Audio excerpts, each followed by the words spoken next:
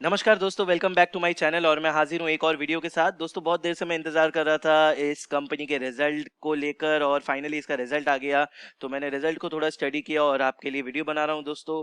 तो चैनल पे नए हैं तो चैनल को सब्सक्राइब कर लीजिए, साथ ही बेल आइकन दबा दीजिए। और अभी तक अगर आपने अपना डीमैट अकाउंट नहीं खोला है तो दोस्तों नीचे डिस्क्रिप्शन में आपको लिंक मिल जाएगा, वहाँ क्लिक कीजिए, फ्री में डीमैट अकाउंट खोलिए, जीरो ब्रोकरेज फॉर डिलीवरी।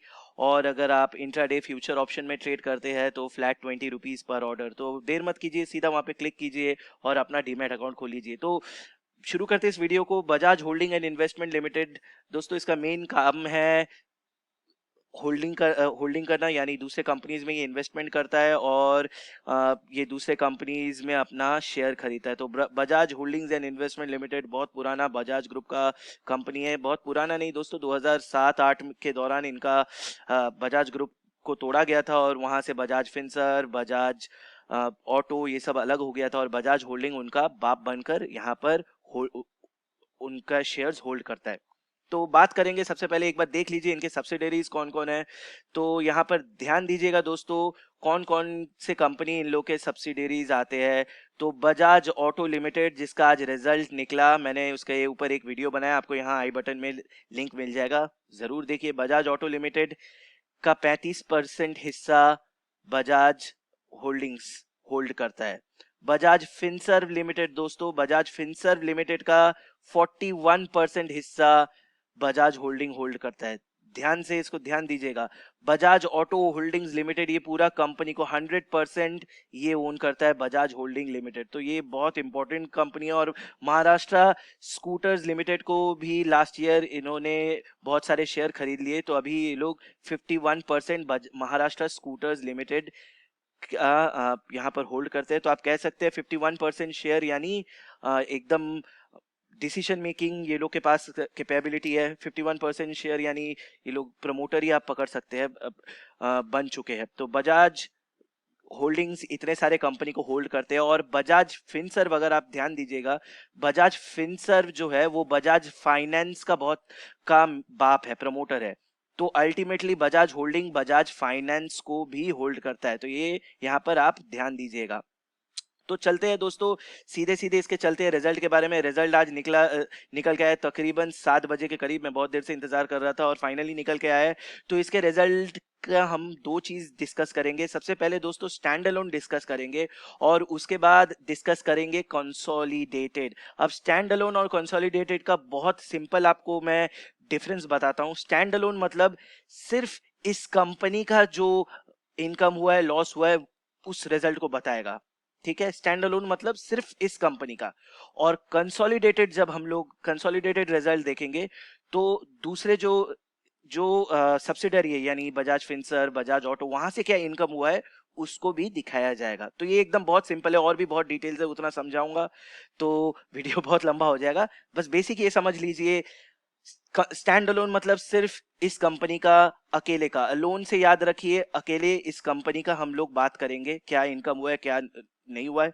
और जो दूसरा चीज है कंसोलिडेटेड, उसमें हम लोग बात करेंगे ये कंपनी जिन जिन कंपनियों को ओन करता है या जिन जिन कंपनियों के शेयर होल्ड करता है, वहां से क्या इनकम हुआ है उसके बारे में बात करेंगे। ठीक है, तो चलते हैं सीधे। आज जो रिजल्ट निकल के आया है, मैं आपसे दरख्वास्त करूंगा कि एक बार हो सके तो ये रिजल्ट को भी पढ़िए, बहुत कुछ आपको सीखने को मिलेगा। तो दोस्तों आज रिजल्ट जो निकल के आया है, वहां पर कंपनी ने कहा है कोई डिविडेंड नहीं देगा। इससे पहले 21 फरवरी को दोस्तों 40 रुपया पर शेयर का डिविडेंड दिया गया था और उसी को कहा गया है considered, should be considered as the final dividend. ठीक है, तो और डिविडेंड मिलेगा नहीं।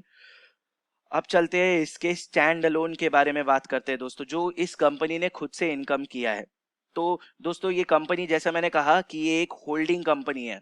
ठीक है, ये दूसरे कंपनीज में अपना इन्वेस्टमेंट होल्ड करती है, दूसरे कंपनीज का शेयर खरीदती है। और अगर आप शेयर खरीदेंगे तो आपका मेजर इनकम कहाँ से आएगा? शेयर को जब बेचेंगे तो जो प्रॉफिट आएगा उससे आएगा, या फिर अगर आपको डिविडेंड मिलेगा तो वहां से इनकम आएगा। तो यहाँ पर देखिए दोस्तों, डिविडेंड का इनकम देखिए 1228 करोड़। तो ये जिन जिन कंपनीज के शेयर को होल्ड करती है वहां से इतना का डिविडेंड इस बार इनकम हुआ है।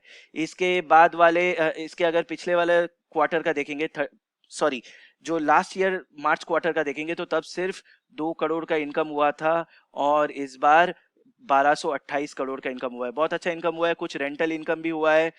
Net gain for fair value changes यहाँ पर भी थोड़ा बहुत इनकम हुआ है, और सब मिलाकर अगर देखेंगे तो दोस्तों टोटल इनकम हुआ है 1310 करोड़, जो पिछली बार था 83 करोड़। जो दिसंबर में क्वार्टर एंड हुआ वहां पर भी 88 करोड़। तो यहाँ पर बहुत अच्छा इनकम निकाल कर दिखाया है। इनकम मेन डिविडेंड से ही आया है, तो यहाँ पर बहुत अच्छा डिविडेंड इनकम हुआ है। नेक्स्ट दोस्तों चलते हैं एक्सपेंसेस में। एक्सपेंस में 37 करोड़ था। ज्यादा यहाँ पर बात करके लाभ नहीं, आप देख सकते हैं आराम से कहाँ पे क्या कॉस्टिंग हुआ है, एक बार आप पढ़ लीजिएगा। यहाँ पर 46 करोड़ हुआ है, तो थोड़ा एक्सपेंस बड़ा है मगर मैनेजेबल है। और अगर सब मिलाकर देखेंगे तो प्रॉफिट बिफोर टैक्स दोस्तों पिछले बार था 45 करोड़, इस बार हुआ 1263 करोड़। और अगर ईयर ऑन ईयर बेसिस में देखेंगे तो लास्ट ईयर जो 2019 में क्वार्टर खत्म हुआ था वहां पे 909 करोड़, और यहाँ पर दोस्तों हुआ है 2050 करोड़ के आसपास profit before tax.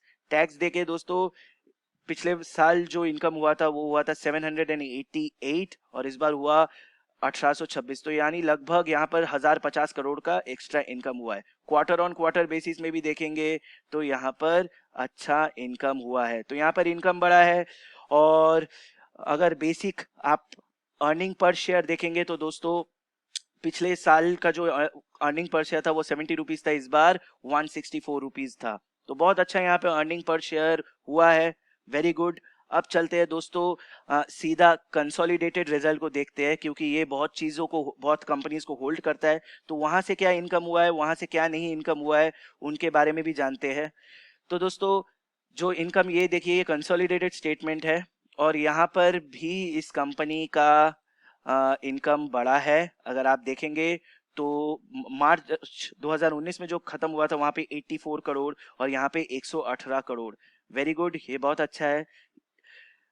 Year on year basis में देखेंगे 431 और यहाँ पर 435, ठीक है, यहाँ पे थोड़ा कम गया मगर फिर भी ज्यादा है। एक्सपेंस देखेंगे 37 करोड़ पिछले बार, और इस बार 53 करोड़, थोड़ा एक्सपेंस बढ़ा है। और ईयर ऑन ईयर के बेसिस में 88 करोड़, और यहाँ पर 179 करोड़। तो ठीक है, यहाँ per year on year basis के हिसाब से एक्सपेंस में बहुत बढ़ोतरी आया है। और अगर हम डायरेक्टली चलते हैं प्रॉफिट फॉर द पीरियड को अगर देखेंगे तो दोस्तों यहाँ पर प्रॉफिट में थोड़ा कमी आया है, क्योंकि ये कंसोलिडेटेड रिजल्ट है, और यहाँ पर आपको ध्यान देना पड़ेगा।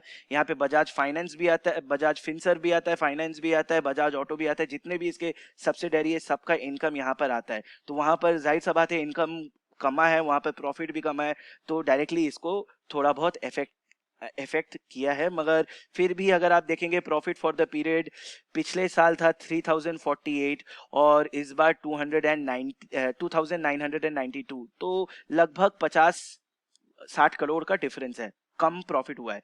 फिर भी अच्छा मैनेज किया है, बहुत तगड़ा कंपनी है दोस्तों। इसके सब्सिडरीज जो है सब मार्केट में लीडर है, आप इनके सब्सिडरीज के पीछे भागते हैं। मैं आपको नहीं कह रहा, मगर जनरली अगर आप देखेंगे तो पूरे रिटेल इन्वेस्टर इन सब कंपनीज के पीछे भागते हैं, स्पेशली इन दोनों कंपनीज के पीछे तो भागते ही है, और इनका और एक जो है बजाज फाइनेंस लिमिटेड उसके पीछे भी भागता है। मगर लोग ये भूल जाते हैं इन सब का बाप है बजाज होल्डिंग लिमिटेड, और इसके पीछे लोग ज्यादातर नहीं भागते। बात करते हैं एक बार इसका Bajaj holding limited, Bajaj holding and investment limited का, एक बार देखते हैं। मार्केट कैप दोस्तों 21,000 करोड़, करंट प्राइस 1900 में, अट्रैक्टिव है। बुक वैल्यू देखिए दोस्तों 2511 करोड़, बुक वैल्यू से बहुत नीचे ट्रेड कर रहा है। स्टॉक पी 6.21 करोड़, तो पी भी कम है। और अगर डेट देखेंगे तो दोस्तों 166 करोड़, इसके लिए कोई बड़ा बात नहीं है। डेट तो मैं इसको कहूंगा ना के बराबर है, फिर भी 166 करोड़ डेट तो माना ही है। डेट तो उधार ही होता है, मगर फिर भी दोस्तों ये इस कंपनी को चुकाने के लिए कोई बड़ा बात नहीं है। और अगर देखते हैं इंट्रिंसिक वैल्यू 3420, तो इंट्रिंसिक वैल्यू से भी बहुत नीचे ट्रेड कर रहा है। अच्छा रिटर्न दिया है इस कंपनी ने, अगर पिछले कई सालों से अगर देखेंगे तो बहुत अच्छा रिटर्न निकाल कर दिया है कंपनी ने। और चलते हैं सीधा सीधे इसके जो CAGR है देखेंगे तो 10 साल में 10% का रिटर्न निकाल के दिया, 5 साल में 7.5, 3 साल से थोड़ा गिरा है, और इस साल 41% गिर चुका है। अब चलते हैं दोस्तों, मैं यहाँ पर निवेश करूंगा कि नहीं इस जवाब पे।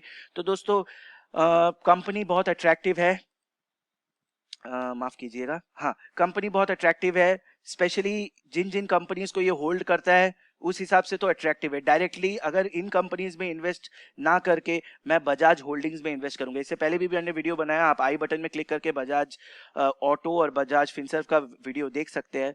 तो डायरेक्टली इन सब कंपनीज में ना निवेश करके मैं क्यों ना इसके बाप, जो जिसे कहते हैं बाप, उस पे निवेश करूं। अट्रैक्टिव है, अभी फिलहाल अप डाउन ट्रेंड में है, मगर यहाँ पे ऊपर जाने का कोशिश कर रहा है। यहाँ पर अगर देखेंगे तो यहाँ से जंप हुआ, बॉटम बनाया 1400 का, उसके बाद यहाँ से जंप हुआ 2100 2160 के लेवल पर आकर फिर वापस गिर पड़ा है। तो मैं फर्स्ट इंतजार करूंगा ये 2160 के लेवल को कब तोड़ता है, उसके बाद देखता हूँ ये तोड़ता है कि नहीं, या फिर यहाँ पर वापस रिटर्न आता है। अगर ये जगह को तोड़ता है तो मैं 2200 के लेवल में धीरे धीरे इन्वेस्ट करूंगा। फर्स्ट टारगेट मैं रखूंगा इसका जो 200 डे मूविंग एवरेज है 3200 के आसपास, 3150 3200 के आसपास, यहाँ पर मैं अपना पहला निवेश रखूंगा। रहा बात स्टॉप लॉस का, स्टॉप लॉस रखना चाहिए, मगर इस कंपनी के लिए मैं थोड़ा कम स्टॉप लॉस, नीचे स्टॉप लॉस रखूंगा, क्योंकि दोस्तों इसका जो मेन इनकम है वो इनकम होता है दूसरे कंपनीज से, जो कि बजाज ऑटो और बजाज फाइनेंस है, और वो सेक्टर्स अभी थोड़े डाउन है। तो मैं इसका स्टॉप लॉस थोड़ा ज्यादा रखूंगा नीचे, इसका पहला जो दूर का लेवल है उस लेवल को देखूंगा और उस हिसाब से मैं रखूंगा। तो मैं अपना स्टॉप लॉस रखूंगा दोस्तों, यहाँ पर एक सपोर्ट इससे पहले बनाया था, देखिए ये वाला जो लेवल है, ये वाला जो लेवल है 1300 का लेवल, तो मैं इसको अपना स्टॉप लॉस रखूंगा और मैं लॉन्ग टर्म का सोचूंगा, शॉर्ट टर्म का नहीं सोचूंगा, और मुझे लगता है यहाँ पर अच्छा रिटर्न निकाल के देगा। तो उम्मीद करता हूँ ये वीडियो अच्छा लगा होगा। आप भी यहाँ पर अपना रिसर्च और अपना एनालिसिस करके अगर आपको ठीक लगता है तो आप भी अपना डिसीजन यहाँ पर ले सकते हैं कि आपको इन्वेस्ट करना है कि नहीं करना है। तो वीडियो यहीं खत्म करता हूँ दोस्तों। वीडियो अच्छा लगा हो तो एक बार लाइक बटन दबा दीजिए, और मैं जल्द लौटूंगा एक और नए वीडियो के साथ। तब तक अपना ख्याल रखिए दोस्तों, बाय बाय।